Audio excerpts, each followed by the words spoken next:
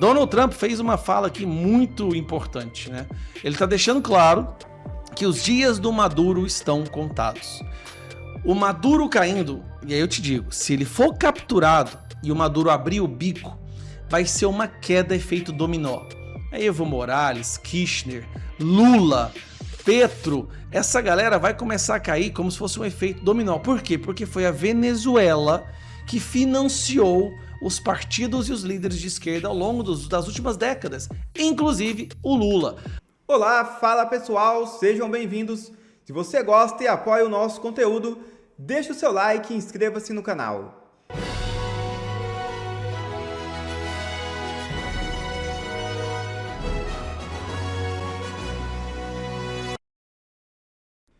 Líder do Comando Vermelho do Ceará é preso em Pernambuco. É isso mesmo. Um homem identificado como Wendel Martim Vieira, de 27 anos, conhecido como Wendel Mac, é apontado como um dos líderes do Comando Vermelho. Ele foi preso na zona rural de Exu, no sertão de Pernambuco. A captura ocorreu durante uma operação conjunta das polícias civis de Pernambuco e do Ceará. As informações foram confirmadas pelas autoridades de segurança. Enquanto isso, no Rio de Janeiro, o bicho continua pegando. Castro prepara o golpe de misericórdia. O governador do Rio de Janeiro coordena uma campanha internacional para que os Estados Unidos classifiquem o Comando Vermelho como organização terrorista. A iniciativa, em andamento há pelo menos 6 meses, conta com o apoio de outros governadores brasileiros alinhados à direita e busca aplicar sanções econômicas contra a facção criminosa. Bom, e o ministro Gilmar Mendes, numa publicação na Rede X neste domingo, sugeriu que a DPF das favelas é importante para fiscalizar a atividade policial e garantir que as ações sejam planejadas e transparentes. Ele afirmou que o STF não proibiu operações, mas apenas criou regras para reduzir mortes e proteger vidas, tanto de civis quanto de agentes públicos. O ministro ainda destacou que, em abril de 2025, a Corte exigiu que o Estado apresentasse um plano de reocupação das áreas dominadas por facções e milícias, com a promessa de levar de volta a segurança e dignidade às comunidades. No entanto, o projeto continua no papel, enquanto o tráfico e o crime organizado se reestruturam a cada nova operação. O governador do Rio, Cláudio Castro, afirmou que os dados da operação revelam uma queda significativa na criminalidade e disse que a ação conjunta do Ministério Público e das polícias fluminenses representa o início de um grande processo de combate ao crime organizado no Brasil. O levantamento do Datafolha mostra que a popularidade de Cláudio Castro atingiu o maior nível desde 2022, com 40% dos entrevistados classificando sua gestão como ótima ou boa, 34% como ruim ou péssima e 23% como regular. Ana Paula Henkel, muito boa noite, seja bem-vinda. A gente mostra também, traz esses números da popularidade também do governador Cláudio Castro, né, Ana? Mostrando aí o apoio forte aí da população, principalmente do Rio de Janeiro, em relação a essa mega operação que ocorreu na semana passada contra o Comando Vermelho. Muito boa noite. Boa noite, Paula. Boa noite, Piotr. Silvio, querido, seja bem-vindo de volta. Boa noite, meu querido mestre Augusto e nossa audiência. Paula, olha, ouvindo especialistas, várias entrevistas, principalmente do ex-capitão do BOPE, o Rodrigo Pimentel, que tem feito um brilhante trabalho explicando em detalhes preciosos para a população durante toda essa semana o que foi a operação, por que essa DPF ela vai amarrar as mãos das forças policiais, o que acontece com esse confronto que, na verdade, é uma guerra urbana, né, como é chamado, inclusive pelas autoridades da ONU, é uma guerra urbana. E a verdade, Paula, é que se essa DPF entra mesmo em vigor, ou se já estivesse em vigor, essa operação não teria acontecido. Ela não teria acontecido. Essa falácia de que foi do dia para a noite, eles estão planejando essa operação há 10 meses. Nós mostramos aqui os documentos enviados para as autoridades federais em janeiro deste ano. E o governo já percebeu que essa narrativa não está colando com a sociedade. Passando os olhos por outras pesquisas também durante o fim de semana, quanto mais próximo, quanto mais perto dessas zonas de conflito, de combate, de guerra as pessoas estão, maior o apoio da população às forças policiais e a essa operação. E aí vem o ministro Gilmar Mendes e diz que a DPF precisa ser colocada em curso para que as operações sejam planejadas e vazadas, né? Porque o que vai acontecer é isso, com a quantidade de órgão público que tem que ser avisado de antemão, muitas semanas antes de uma operação desse nível, que requer uma inteligência absurdamente detalhada. Não tem como uma operação dessa não vazar se essa DPF for a única bússola policial em situações como essa. E aí, Paula, para finalizar, o Gilmar Mendes também fala sobre a segurança e dignidade das comunidades. Elas estão em segurança? Elas estão com a dignidade intacta? As pessoas estão com medo? As pessoas estão apavoradas? É um estado paralelo, é um narcoterrorismo. Eu repito e recomendo à nossa audiência, veja todas as entrevistas do ex-capitão do BOPE, o Rodrigo Pimentel, como essas pessoas, essas comunidades, elas são aterrorizadas. Seja na violência, seja no preço do gás, no preço da internet, no preço da TV a cabo, o que quer que seja. Essas comunidades são reféns absolutas do narcoterrorismo hoje, que, de acordo com o governo federal, não é terrorismo, são só facções criminosas. Augusto Nunes, muito boa noite, seja bem-vindo. Boa noite, Paula, nossa chefe, Silvio, meu irmão, bem-vindo. Piotr, meu amigo, Ana, minha parceira querida, boa noite você que nos acompanha. Eu gravei uma entrevista com o capitão Rodrigo Pimentel, que vai para o ar amanhã, às 8h30. Eu recomendo que vocês vejam, e não pelo entrevistador, mas pelo entrevistado. O cara sabe tudo. É a personagem, é a figura que inspirou o personagem do Capitão Nascimento, né, do Tropa de Elite. Ele, pouco antes de começar a conversar com ele, eu vi ele explicando para uma repórter, apresentadora da CNN, explicando por que não devia usar a palavra civis para os mortos que não eram da polícia. Não, mas morreram civis. Ele, não tem nada de civil. Narcoterrorista. São terroristas. E foi explicando o que se passou. Esses caras é que têm que ser ouvidos. Sim. Esses é que têm que dar palpite. Esses sabem o que fazer. Ele explica a estratégia que usaram, né? Martelo e bigorna. Empurra. Enquanto a Polícia Civil empurrava por a mata os criminosos, a Polícia Militar cercava o morro por trás e ficou num plano mais alto. Pela primeira vez em operações do tipo, em vantagem em relação aos assassinos que ali estavam para matar. Eles mostram, há filmagens que mostram que quem não reagiu à bala, à operação policial, quem se curvou ao mandado de prisão, nenhum foi executado. Isso não existe. Eles estavam lá para executar, para cumprir mandados de prisão, e assim fizeram.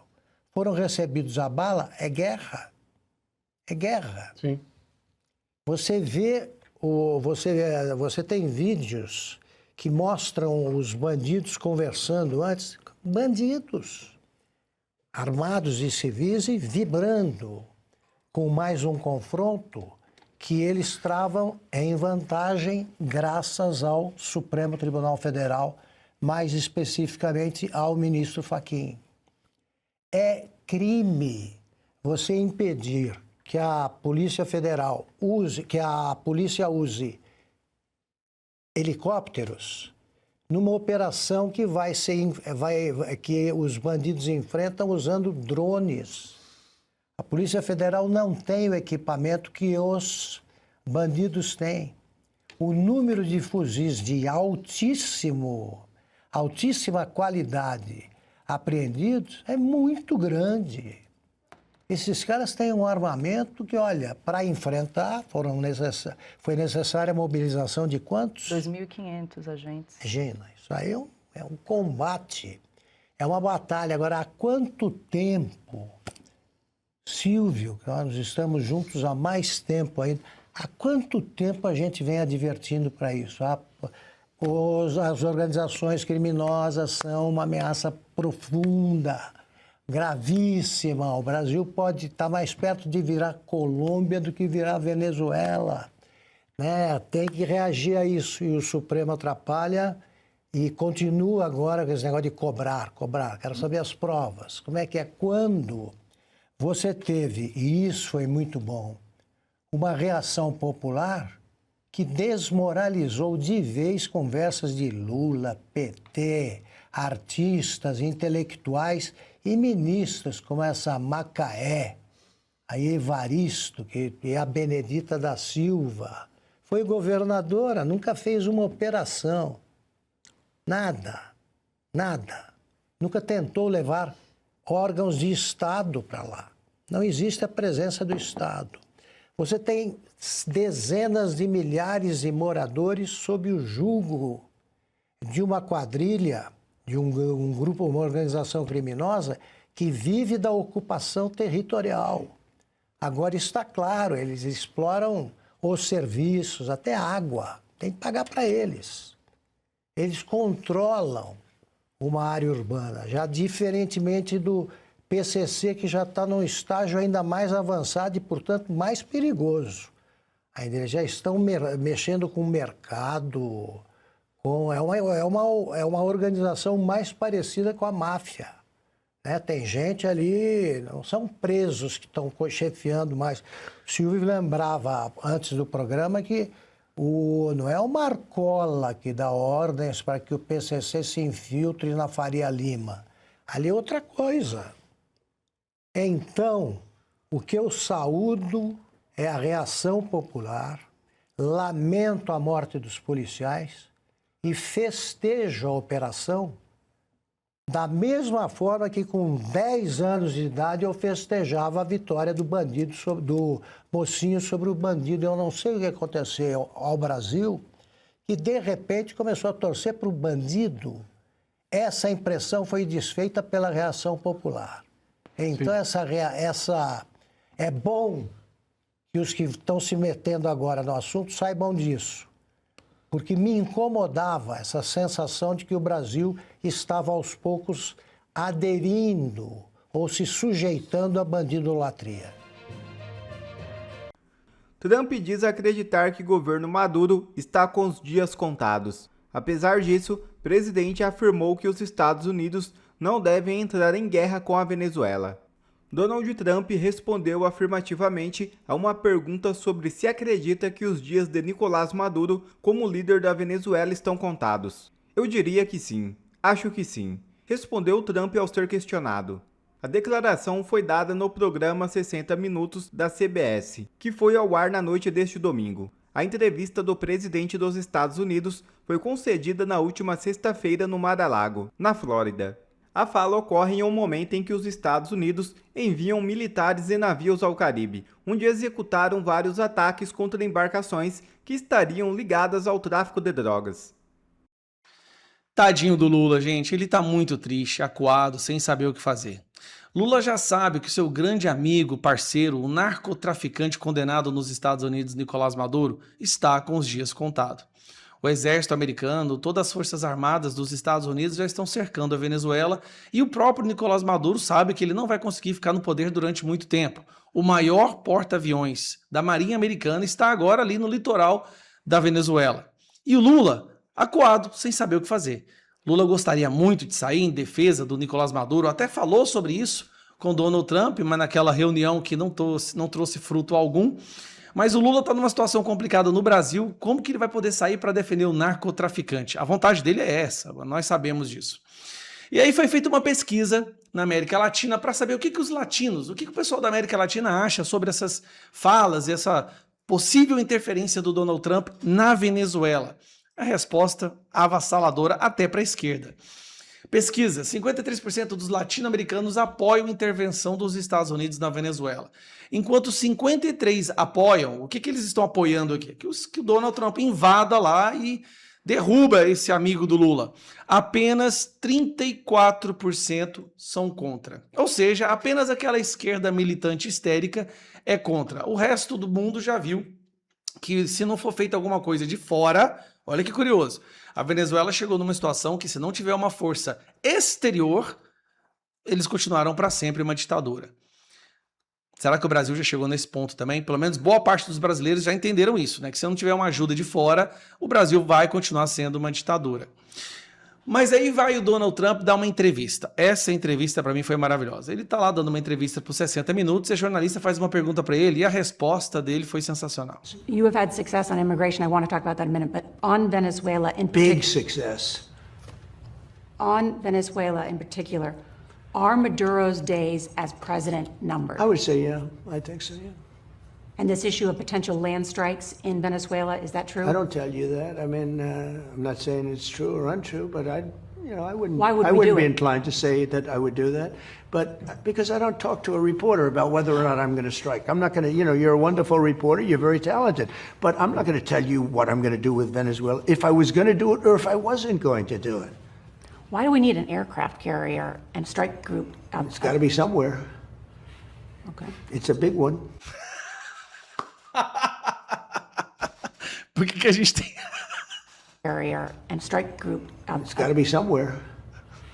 Okay. It's a big one. Cara, resumindo, vamos lá. A partir do momento que Donald Trump reconhece o cartel de Soles e os outros cartéis ali da Venezuela e também da Colômbia como grupo terroristas, isso dá a ele uma certa legitimidade em atacar, fazer ataques de precisão contra esses grupos terroristas. Isso está deixando o Gustavo Petro, que também é amigo do Lula, e o Nicolás Maduro enlouquecidos. Maduro, gente, ele não dorme no mesmo lugar 2 vezes seguidas. Ele não repete a mesma cama. Toda noite é dormindo num lugar diferente. Imagina ter que viver desse jeito. E aí vem o desespero do Lula. Nós vamos apresentar agora, né, o DERIT. Primeiro foi o Nicolas, agora o DERIT é o relator, um projeto de lei que categoriza as facções criminosas como grupos terroristas. A partir do momento que eles são considerados grupos terroristas, a lei, a legislação, o devido processo legal, tudo muda para esse pessoal. Tá? Eles não têm mais direitos como o grupinho dos direitos humanos gostaria que eles tivessem. Inclusive, podem ser alvos de forças internacionais se eles estiverem enviando drogas e causando terrorismo em território em outro país. E o desespero da esquerda é justamente o PT, o PCC e o Comando Vermelho passarem a ser considerados como grupos terroristas. Eles são grupos terroristas que dominam hoje 25% do território brasileiro, que matam pessoas inocentes todos os dias. E só a esquerda apoia essa galera. É impressionante. Mas, para concluir, Donald Trump fez uma fala aqui muito importante, né? Ele está deixando claro que os dias do Maduro estão contados. O Maduro caindo, e aí eu te digo, se ele for capturado e o Maduro abrir o bico, vai ser uma queda efeito dominó. Aí Evo Morales, Kirchner, Lula, Petro, essa galera vai começar a cair como se fosse um efeito dominó. Por quê? Porque foi a Venezuela que financiou os partidos e os líderes de esquerda ao longo das últimas décadas, inclusive o Lula. Aí vai ficar complicado para o Lula sequer pensar em concorrer no ano que vem.